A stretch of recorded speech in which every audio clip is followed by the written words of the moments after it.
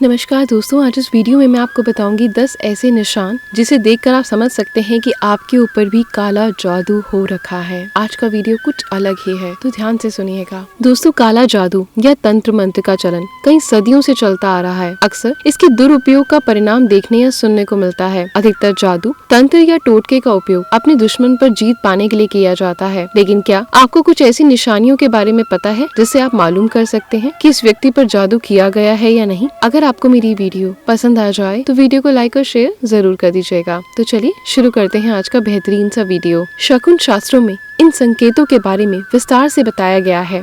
पहला, अजीबोगरीब हरकतें करने लगता है इंसान। बता देती हूँ कि जिस किसी मनुष्य के ऊपर टोने टोटके या काला जादू किया गया हो, उस व्यक्ति का खुद पर काबू नहीं रह जाता। वो हर समय अजीब गरीब हरकतें करने लगता है। दूसरा, वो अचानक बीमार पड़ने लगता है। इतना ही नहीं, जब कोई व्यक्ति बिना किसी वजह के अचानक बीमार रहने लगे और चिकित्सा का सहारा लेने पर पता चले कि उसे कोई परेशानी नहीं, आपके सारे टेस्ट बिल्कुल नॉर्मल आए, लेकिन फिर भी तबीयत सुधरने का नाम न ले, तो समझ जाइए कि उस व्यक्ति पर काले जादू का असर हो सकता है। तीसरा, घर की तुलसी सूखने लगे। अगर आपके घर पर लगी तुलसी का पौधा अचानक सूखने लग जाए और घर के आंगन में कोई मरा पक्षी आकर गिर जाए, तो ये संकेत नकारात्मक माना जाता है और तो और इसे काले जादू का असर भी कहा जाता है। चौथा, स्वभाव में परिवर्तन। व्यक्ति के स्वभाव में अचानक ही बदलाव होने लगे और हर काम में वो स्वयं को सही बताने लगे, तो समझ जाइए कि उस इंसान पर काला जादू करवाया गया है, उसी का असर हुआ है। पांचवा, सांसों की गति का तेज हो जाना। यदि किसी शिशु के ऊपर तंत्र का उपयोग किया गया है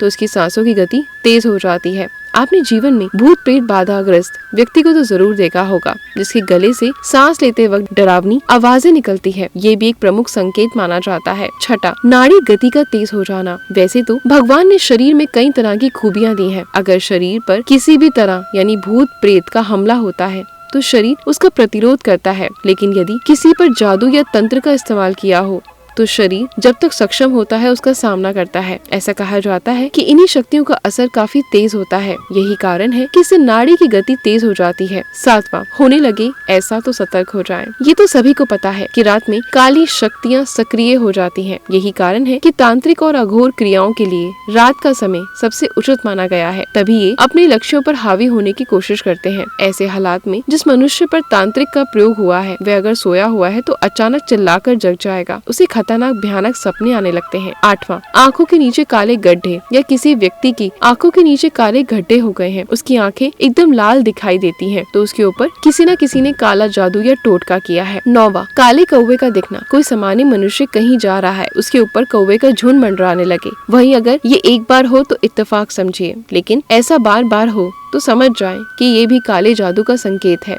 10वां, कुत्तों का भौंकना। ऐसा कहा जाता है कि कुत्ते नकारात्मक शक्तियों को महसूस करने लगते हैं। कुछ भी गलत होने से पहले उन्हें ज्ञात हो जाता है और वो उस इंसान पर भौंकना चालू कर देते हैं। ऐसे में अगर आप बाहर निकलते हैं और कुत्ते आप पर हर दिन भौंकते हैं तो समझ जाएं कि आप पर काला साया है। चलिए अब बताती हूँ कि कैसे पता करें कि काले जादू का इस्तेमाल हुआ है या नहीं। कहते हैं कि अगर किसी इंसान के ऊपर तांत्रिक प्रयोग किया गया है तो व्यक्ति को शारीरिक और मानसिक हानि होने लगती है। उसके विचार अचानक से नकारात्मक होने लगते हैं या फिर वो हर समय बहुत कमजोरी महसूस करने लगता है। इसके अलावा अगर किसी पर तंत्र विद्या या काले जादू का प्रयोग किया हो तो इसके लिए रात को सोते समय बिस्तर के नीचे गिलास में पानी भरकर रख दें।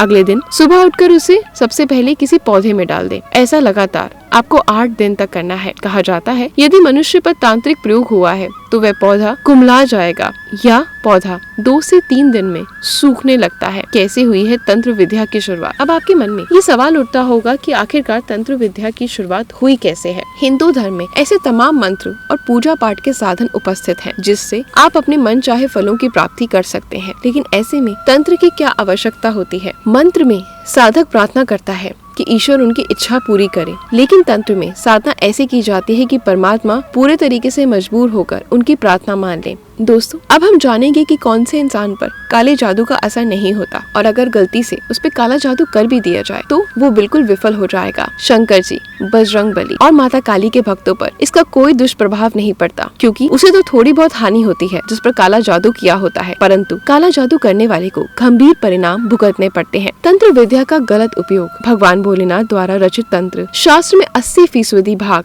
शुभ कर्मों के लिए है और वहीं 20% में काली शक्तियों के बारे में बताया लाया गया है। लेकिन ऐसा कहा जाता है कि बहुत सारे स्वार्थी लोग इसी हिस्से का उपयोग करके धीरे धीरे इसका रूप बदल देते हैं। भयभीत करने वाला काला जादू बन गया। हालांकि बुरी शक्तियाँ जितनी जल्दी से असर करती हैं, उतनी ही जल्दी उनका नाश भी होता है। इसलिए इस विद्या के गलत उपयोगों के लिए मना किया गया है। तो आपने जाना कि जिसके ऊपर जादू होगा, तो दोस्तों आज इस वीडियो में आपने जाना कि जिसके ऊपर जादू होगा उसे ये 10 निशानियां जरूर देखनी चाहिए। अगर आपको भी पहले से किसी बात की जानकारी है तो कमेंट बॉक्स में हमें भी बताएं, या अगर आपके ऊपर भी किसी ने कभी काला जादू किया है और आपको लाइफ में ये सारी परेशानियां भुगतनी पड़ी हैं, तो हमसे अपना एक्सपीरियंस जरूर शेयर करें और आपने इन सब चीजों से बचने के लिए क्या उपाय करा वो भी जरूर बताएं, ताकि इस वीडियो को देखने वालों को और ज्यादा मदद मिल सके। बस मैं यही कहूंगी कि भक्ति करते रहें, अच्छे कर्म करते रहें। बुरे लोगों का अंत एक ना एक दिन जरूर होगा। कभी हम सोचते हैं कि उसने हमारा बुरा करा तो आज वो इतना खुश है, पर बिल्कुल नहीं। कुछ टाइम रुकिए, सबको अपने कर्मों का फल जरूर मिलेगा, और हाँ, इसी जन्म में मिलेगा। इसलिए परेशान होना बंद कर दीजिए, हमेशा हंसते रहें, मुस्कुराते रहें। धन्यवाद।